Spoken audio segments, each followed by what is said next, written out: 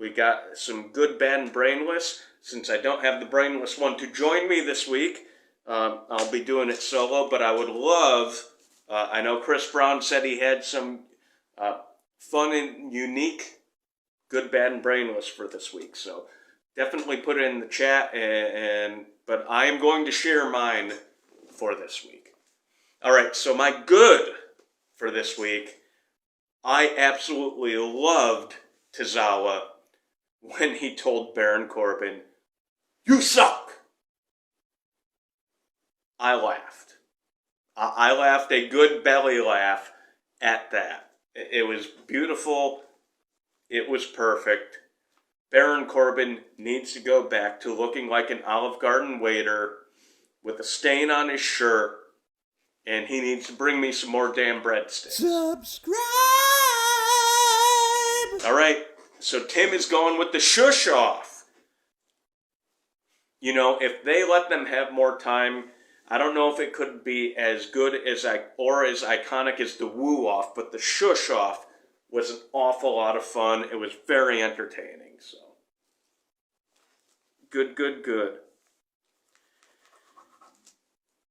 All right. For my bad for this week, I think it really sucks that a guy like Dax Harwood, who clearly loves the sport of professional wrestling, who really wants to see the expansion of it and really wants it to grow and wants it to be a healthy community.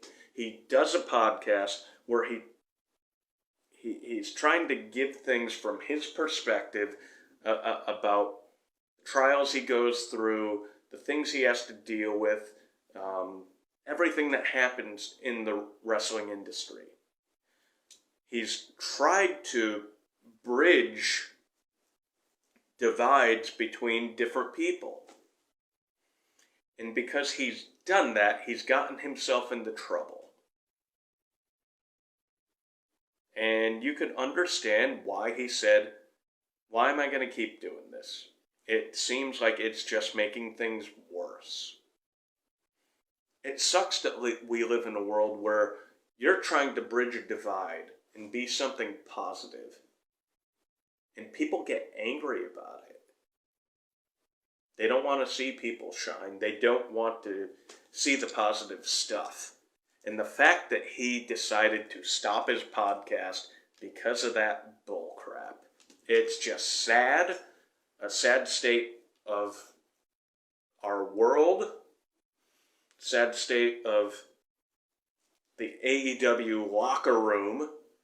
And just in general, the wrestling industry. I like a lot of things about the wrestling industry, but the fact that somebody who was trying to make a positive difference like that, it feels like it was just shot down and just a waste. It's just absolute garbage. All right, so Tim has Brock Lesnar not explaining his actions on Raw as his bad. That's a good one, Tim. When you have somebody who turns heel or does something, you would like to actually hear why the hell they did it. You had Trish Stratus this week do a really good job of explaining her actions, why she ended up taking out Lita and taking out Becky Lynch. I'm the greatest of all time. I want to make sure nobody even sniffs close. I don't want there to be any question who the greatest of all time is. It's me. You didn't get that from Brock this week. They already did sell out all the tickets at WrestleMania Backlash. People want to see the show. I want to see Cody versus Brock. I want to see what they do. Brock has taken a lot of losses to a lot of people in the last couple of years. He won at WrestleMania. But, is this part of the building block for Cody? Or are they going to send Cody, further down the card